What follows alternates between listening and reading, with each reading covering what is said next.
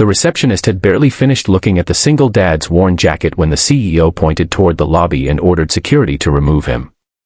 What nobody in that glass-walled headquarters knew was that the tired man sitting quietly in the corner wasn't there to beg for a job, a favor, or money. He had come to make one decision that could change the future of the entire company, and he controlled more than $300 million in assets. Daniel Carter had learned not to judge people by expensive clothes. Life had taught him that lesson the hard way.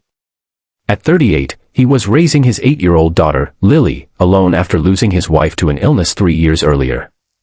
Since then, every morning began with packing Lily's lunch, checking her homework, and making sure she remembered the small blue hair ribbon her mother had once loved. Daniel rarely complained about how difficult life had become.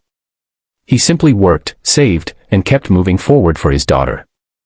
That morning, he arrived at Sterling Dynamics, one of the largest technology companies in the city, wearing a clean but slightly faded denim jacket, a white shirt, and simple trousers. He carried an old leather folder containing documents that could determine whether Sterling would receive a massive investment. Daniel had quietly built his fortune through investments, private companies, and technology ventures, but he deliberately avoided publicity. He believed money was useful only when it could protect people and create opportunities. If you believe in kindness, second chances, and never judging someone by their appearance, please take a moment to like this video, share it with someone who needs to hear this story, and subscribe to Bright Kindness. Your support helps us bring more stories like this to life. Daniel sat patiently at reception while the receptionist made several phone calls. He had been invited to meet the company's CEO, Richard Blake, regarding a potential $300 million investment. But before the meeting could begin, Richard walked through the lobby with 2 senior executives. He noticed Daniel sitting alone and immediately frowned. Richard had spent years believing that power should always look powerful. Daniel's quiet appearance offended his expectations. Richard asked why a man dressed like that had been allowed into the executive area. The receptionist nervously explained that Daniel had an appointment.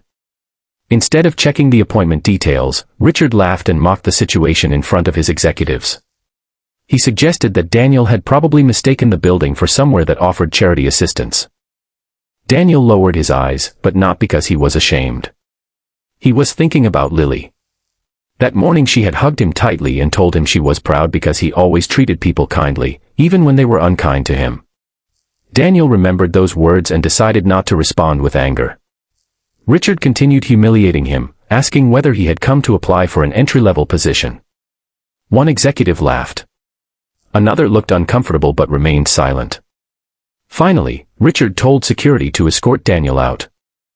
Daniel stood slowly, picked up his leather folder, and thanked the receptionist for her help. He was almost at the doors when his phone rang. The call came from Sterling Dynamics' board chair. Daniel answered quietly, and the entire lobby became silent as the board chair asked whether he was still willing to proceed with the acquisition agreement. Daniel glanced toward Richard, who had suddenly stopped smiling. The board chair continued, explaining that Daniel Carter's investment group controlled the $300 million fund Sterling had been negotiating with for months. Without Daniel's approval, the deal could not move forward. Richard's face changed completely. The man he had just mocked wasn't a desperate visitor. He was the person who controlled the money his company desperately needed. Daniel walked back toward the reception desk, but there was no anger in his expression. Richard rushed forward, apologizing and blaming the misunderstanding. Daniel listened quietly. Then he opened his folder and explained that the investment was never based only on financial performance. His team had been evaluating Sterling's culture, leadership, and treatment of ordinary people. He looked around the lobby and remembered the receptionist's nervous face and the employees who had watched silently.